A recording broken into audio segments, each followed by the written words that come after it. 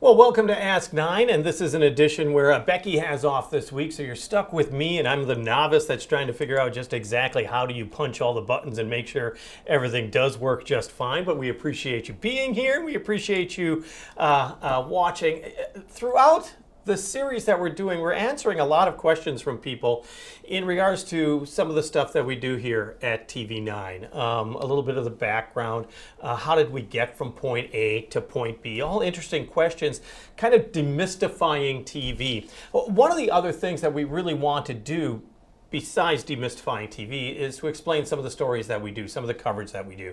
Some of the most important journalism that we do are called I-9 investigations. It gives reporters extra time to take a look a little more in-depth in stories. So instead of the basic minute 30 story that you might see on the air, these will be much longer pieces where we delve into certain topics. And there was one topic in particular that we did want to talk about today in particular. It has to do with an I-9 investigation. Rebecca Vaughn really dug into this for weeks, where she was looking into the Cone Zone Cash program. Now, this was an incentive program that was trying to get people to actually visit a lot of the merchants that were affected by street construction in the Newbo district and the Czech Village district of Cedar Rapids.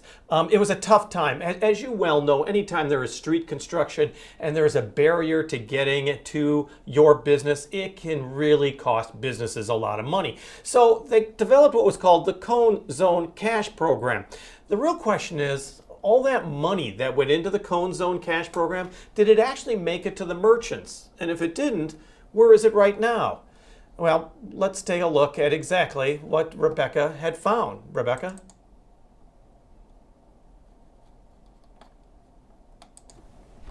So let's start with a really obvious question. What's the genesis of this? Where did this story idea come from? It really was that 1 year anniversary of the program existing. So September of last year, you may remember a bunch of fences, a bunch of cones up in front of the Ideal Theater and kickstand, and it was really hard to get to those businesses. So the program, this Cone Zone Cash, was started to help those businesses through that period. Well, eventually the cones and the fences went away. It's been a year, now more than a year.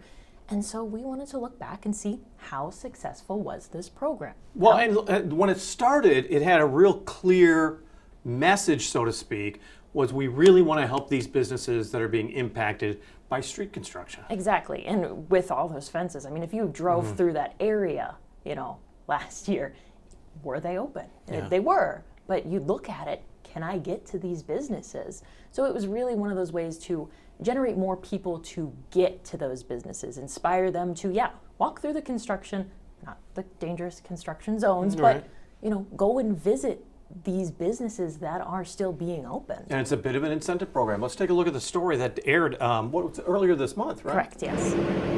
In summer of 2024, construction hit the Newbo area of Cedar Rapids hard. Cones and fencing blocked off parking and made it a challenge for customers to get to businesses. The Ideal Theater and Bar told TV9 at the time its sales plummeted about 80%. The first week of this really rocked us. There's no sugarcoating it. That's when this was introduced, Cone Zone Cash. It's a gift certificate introduced by the Czech Village Newbo District SMID to drive customers to businesses in the district. Here's how it works. The idea is for businesses or investors to buy the gift certificates and hand them out to friends, clients, or employees, giving those people an incentive to come visit the Czech Village and Newbo shops, spend the certificate, and maybe buy a little more. Businesses then redeem the certificates for cash. Allie Lanham, owner of The Hangry Lady, signed up to take part. And I was like, well, I'll do that. Why not? If it brings business to the area, I'll participate. But over the past year, Lanham says she's only received about $100 worth of Cone Zone Cash at her shop.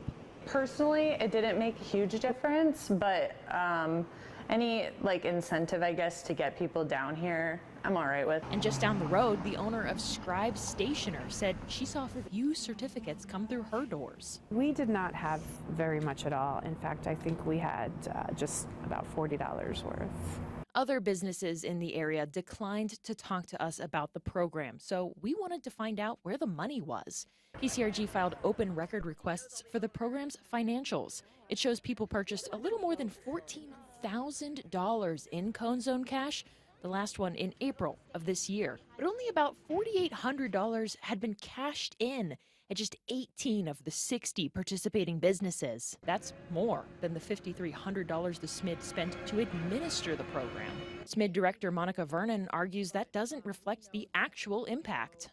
A lot of times it's restaurants that will get them in, but I like to think about once you've parked your car and your stomach is full, you're looking at that little shop across the way that you've never been in, and you might spend some money there, but it wouldn't really show up in our program. Another $9,500 worth of gift certificates are still out there, unspent. For now, that money has to sit in the SMID's bank account in case a certificate is ever spent. But there's no guarantee it ever will be. We can't force people to spend the money. We can try to motivate them to spend the money. We want them to spend the money, but if we're going to hold it into perpetuity, it'll always be there. Newbo isn't the only business district to face construction. So last summer, when Dubuque Street was going under construction, we decided to do an incentivization campaign. Iowa City's downtown district tried a different approach for businesses there. Spend money first, then get a gift card. Where if customers spent $150 or more, they could receive a free $20 Iowa City Downtown District gift card. Unlike the Cone Zone cash, the money was on a plastic debit card, so businesses got the money immediately. The downtown district said in just 2 months, the campaign saw results. In just those 8 weeks, we incentivized over $19,000 in local spending, which was fantastic. And then with that incentivization, we gave back almost $3,000 in the downtown district gift cards. $3,000 in costs to fuel $19,000 in spending. When the construction ended, the incentive program ended.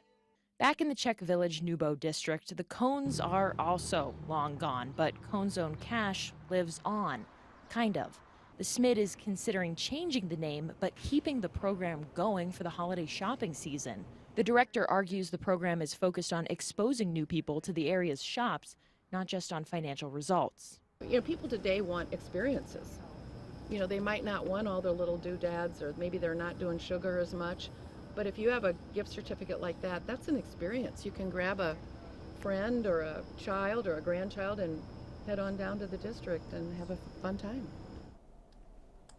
And that's kind of the point, was to use this to make people to come down to the district, as she said, and have a good time. Exactly, yeah. There were some businesses that you did reach out to that simply didn't want to have a part to this story, right? Yeah, we reached out to a bunch of businesses in that area. I had some of the businesses reaching out to their friends that were also business owners, just to see who might want to, kind of help us out, give us what they knew, what experience they had with the program.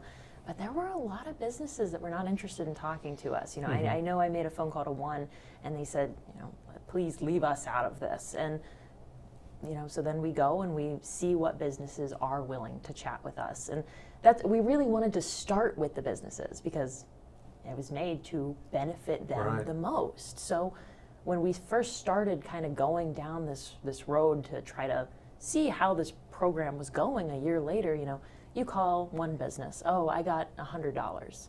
Oh, you call the next business, I got $40.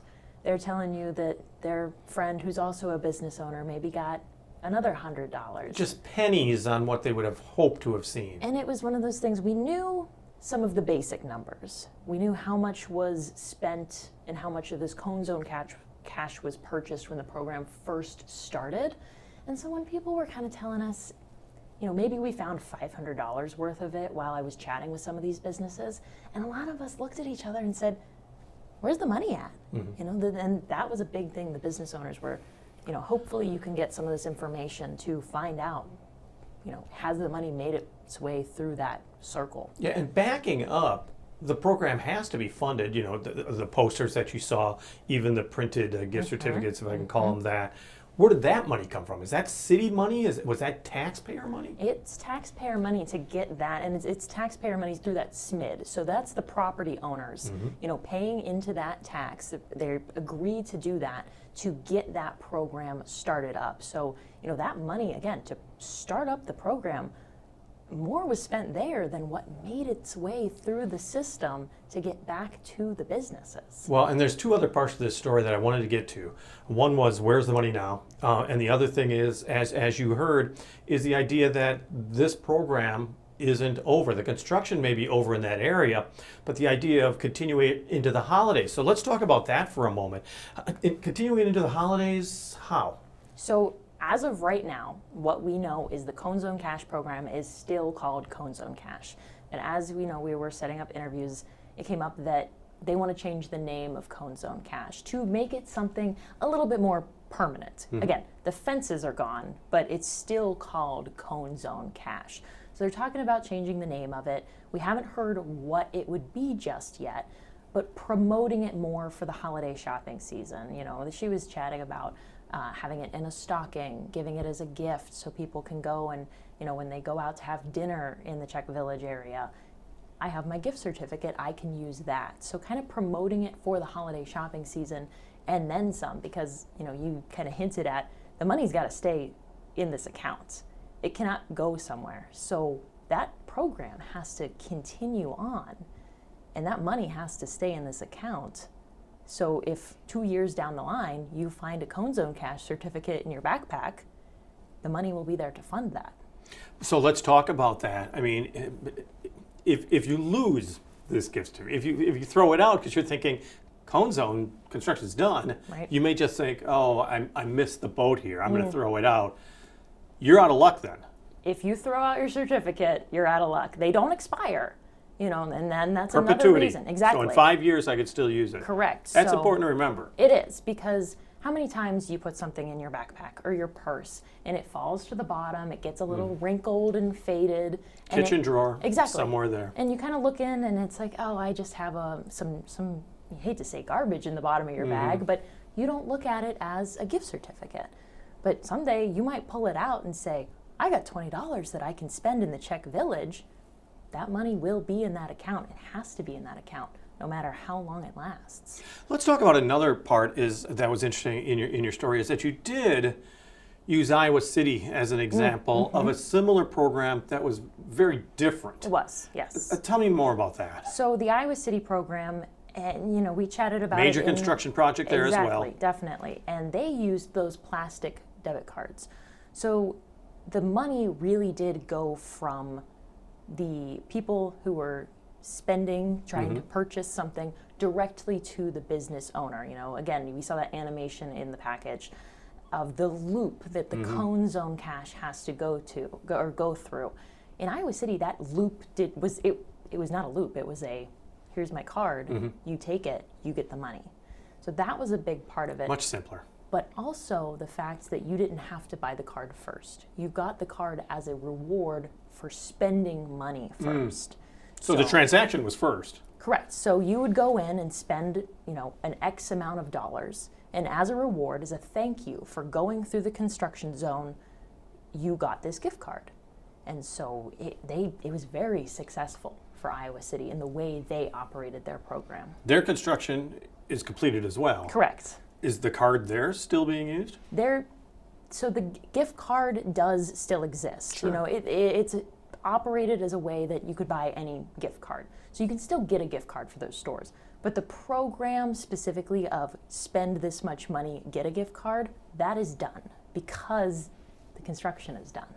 Tell me a little bit about, because when you're doing an I-9 investigation, you're doing a story like this, you don't want to just walk away from it. So what kind of follow-ups can we expect perhaps in the weeks or months ahead? No, and you talk about not wanting to walk away with this. This story took months, weeks, trying to file FOIAs, get as much information as we could, because we really wanted to know where all this money was and how much was sitting in a bank account. So we didn't walk away from it for as long as we were following the story, and we put a lot of time and effort into it. And I think we can continue to follow it, because as the name maybe changes of the gift certificate program, will that help? Will more people use this and say, it's not just for Cone Zone Cash, the cones are gone, I can still use it because it's got a different name. So maybe we'll check in 6 months from now, a year from now, to see, is more of the money making the loop than it was this year. And what kind of a reaction did you get from the story? I mean, did you hear from the people in the district that said, oh, you really painted a wrong picture, it really is incredibly successful and you just blew it out of proportion? Or did you hear from people saying, yeah, we have had this problem? We haven't heard from too many people in the district, which is okay. Sometimes no news is good news. But when we were doing the story, a lot of business owners were saying, I hope that you can get the information from the FOIAs. I hope you can see how much money hasn't made that loop, just so they can know as well. So I hope that they were able to see it and find satisfaction in knowing where that money is, and being able to follow the process and just having kind of closure on where that money is. Well, I mean, it was an interesting I-9 investigation. A lot of us knew about the construction, knew about the Cone Zone Cash, and were really curious of what was going on. Yeah. So thank you for talking about the story and also giving an update of what could happen in the future. No, definitely. And again, we'll always keep our eyes on it and bring updates as they come. Rebecca Vaughn joining us. And once again, if you have an idea for an I-9 story, we're always looking forward to having you talk to us about it. There is information on our website, kcrg.com. You can give us tips. You can take a look at past I-9 investigations. And perhaps there is a follow-up that you want to know about that you can tell us, hey, we'd like to have this follow-up. Is that at all possible? And you can always do that as well. So we're always open to your suggestions. A lot of times just call the Newsline 9 line number or just contact us at kcrg.com. And once again, want to remind you that if you do have questions, you can just message KCRG on Facebook or you can email us. It's always newsroom@kcrg.com. A lot of different ways to contact us, to either give us more questions for Ask 9 or to give us story ideas even for the investigative unit that's called I-9. So once again, we thank you for joining us. Have a great day, and don't forget, it's never too late to Ask 9.